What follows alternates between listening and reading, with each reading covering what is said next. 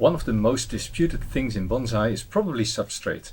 And today this video is about telling you what the best substrate for bonsai is. For me, akadama is not the #1 go-to component in my pots.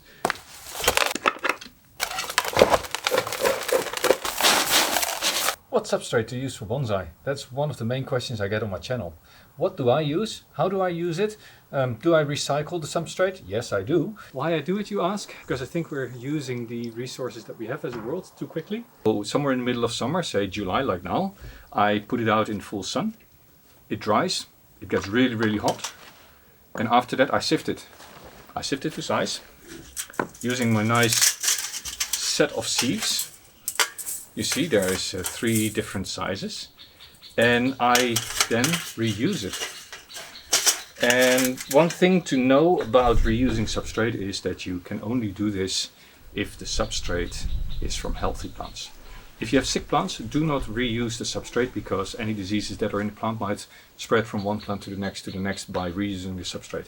And what do I think of Japanese substrate like akadama or kiryu of kanuma? Well, what do I use? You can see I've got bags and bags of substrate. Substrate does 4 things for your plant. Yes, pay attention. It's 4, not 3, like I said later in the video. First of all, it needs to provide a place for the roots to grow in and provide stability to the plant. Second, it needs to hold water, so that once you've watered it, it doesn't dry out completely straight away, but until the next watering, it holds the water. Third, it needs to provide nutrients. Nutrients are needed for the plant to grow in. And fourth, maybe the most important of all, and the one that I have not mentioned in the rest of the video, so pay attention, here it goes. What it does, substrate, when it is good, it's nice and open, it's nice and airy, and the roots get oxygen, because the roots need to breathe. Yes, that's right, roots need to breathe. Of course, everybody knows akadama. Akadama is a volcanic clay that has been compressed because it's set quite deep in the soil. It is dug up and dried and sold around the world as the ideal medium for bonsai. There are pros and cons to akadama. Some of the pros: it is very good at holding water, it is very good at holding nutrients, and the way that the mineral is formed is that it breaks down over time, and this is actually a good thing for akadama, but it's also a bad thing for akadama. The good thing is that as the medium disintegrates, the roots will have ever smaller pores and areas to grow in, and with that the growth of the roots slows down, and with that the upper part of the canopy growth also slows down. This is one of the biggest benefits of akadama that hardly any other substrate, any other medium will give you.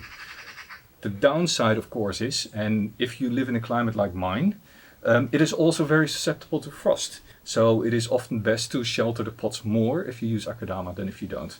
I do not wish to do that. I have my plants outside in most weather, and only in most extreme weather do I protect them. So for me, akadama is not the #1 go-to component in my pots. I have 3 main groups of substrate here. Organics, clay-based. These are volcanic substrates. This is BIMS, and this is actually fake lava. This is expanded shale. This is a clay that if it bakes, it expands. Air expands in there, there's water particles in it, and you get this lava-like structure. Then I have organics. The organics I have here, this is Bon cocoa. It is ground up cocoa husk. The nice thing about this stuff is that it is fairly inert. Fungi don't grow on it, it doesn't decompose all that quickly, and it remains the structure. So if you put it in your pot, unlike compost, it will not clog up your soil. So you can put this in and the water will still drain through. Same goes for pine bark. Pine bark takes a very long time to break down, and that's also in my pots. And here there are clay-based particles. This is diatomous earth. It's actually not pure clay, it's the little skeletons of tiny little animals in the ocean that have accumulated over time, compressed, and are now harvested. This comes from Denmark, I think. And this is a brand product from Germany. It is baked clay, ground up, and it is used as a potting media for plants, and it is perfect also for bonsai. Now, what all these elements have in common is they are coarse, so water drains through it very, very quickly. I know this is in contrast with what I said before, but you want a soil or a substrate, but when you water, it absorbs the water, but it doesn't cause a completely saturated soil. So you want air pockets. The roots need air to breathe, otherwise they die. Once roots dry, they start rotting. Misconception: root rot is not caused by overwatering. Root rot is caused by bad substrate and poor watering practices. As long as there's oxygen in your substrate, so the substrate is free draining, the roots will not die of lots of water, because the water will just drain out, there will be air. So there will not be root rot. Something to keep in mind. Now I use all these components are in my soil. And in what mixture? I do not know. Seriously, I don't know. Because what I do is I buy a bag, something from the clay group, something from the volcanic group, and something from the organic group. And to be honest, I've always used pine bark. Only in the last 2-3 years have I started to use the cocoa husk, and I find that it stays wet for a very, very long time. So I'm not a big fan yet, but I am getting there. The nice thing about this is it will create some sort of a structure of organics in the whole soil, and water will be pulled in. So if you use a water emitter in a little dropper, the water will just spread. So I buy a bag of each of these and I mix them in a tub. Then I use my sieves and I sift it. I want all the fine material to go out. And then I use it as a potting medium. So you say, well, you know what you have. You have one bag, one bag, one bag. No, because at the end of the growing season, when I start repotting in spring, I take the substrate that comes out of the pots and I put this in a big tub.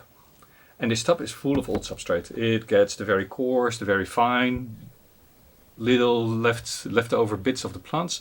Everything is mixed in between and I put that to dry. So as said, I sift all my substrate and I do that in in 4 different sizes. I have sieves with large holes, medium holes and small holes.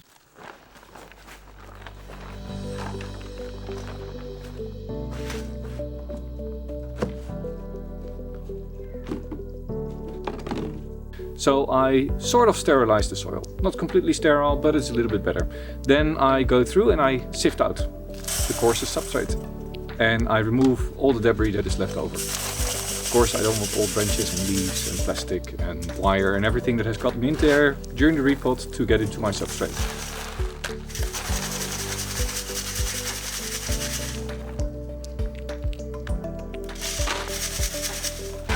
I do that for everything. I pile it up in containers. Then I go to the next phase. I take the medium sieve. Do the same thing. Sift it all through. Pack it away in containers.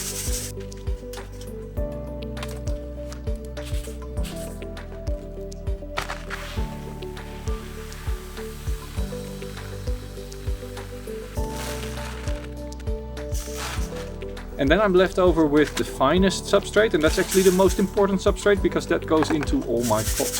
So the coarsest I use at the bottom of pots or in very newly collected yamadori that have very, very few roots. Then the medium sized. The medium sized I use mostly for collected trees or trees in very large pots that need to have a lot of growth. So growing out, something like a tree there, big container, needs lots of growth. Then the smallest particles I use for the regular potting up. They're about 2, 3, 4, 5 millimeters, and that's a perfect size for my bonsai. But there's a lot of sand in between. So I need to sift that out, otherwise the oxygen can't get to the roots. So the main 3 fractions have been separated. Coarse, medium and fine. And I'm left with a bucket full of sand and the smallest grit available. Oh, this really is the worst job in bonsai. And I don't know if you know, but the way that in the past wheat was separated from the rest of the plants is by wind. So I used the wind to separate out the sand versus the kernels. Of course, this summer when I was taping this, that didn't work out all that well, but you get the idea.